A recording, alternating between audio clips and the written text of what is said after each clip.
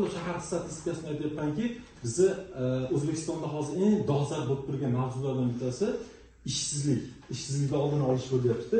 Shuni Namangandagi 3 tajribasi, 3 tumandagi tajribaga asoslangan holda bank xodimlari o'zini tadbirkorlari bilan, mijozlari bilan uchrashgan holda bankda kredit turlarini taqdim qilib, moliyaviy paketlarni aytib va moliyaviy paketlar taqdim qilib turib, ishchi o'rinlar yaratish.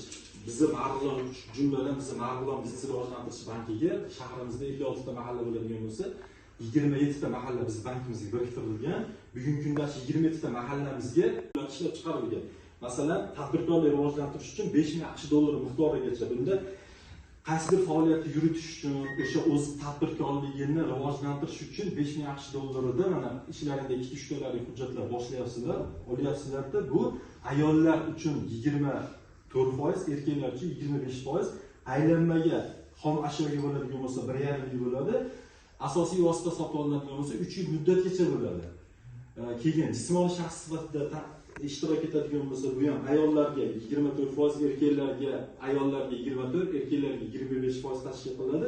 O'zini o'zi band qilganiga agar 3 oydan oshiq bo'lsa, o'zini o'zi band qilsa 20 million so'mgacha, 3 oydan oshiq bo'lgan bo'lsa, o'zini o'zi band qilganiga 40 million so'mgacha, 3 oydan oshig'iga 60 million so'mgacha kreditlarimiz, kredit turlari bor.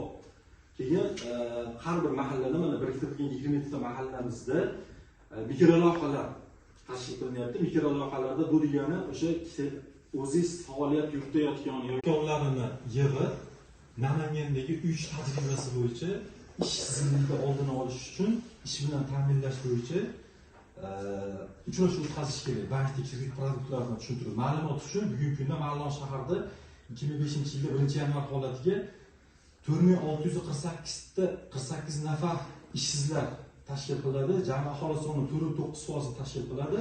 25-yilda jami 14699 nafar fuqarolar mehnat bozoriga kirib kelishi kutilmoqda. Jumladan bu degani bu yil yana ishchi kuchi tashkil bo'ladigan. Maktab bitiruvchilari 2136 ta, xorijdan qaytish mumkin bo'lganlar 8790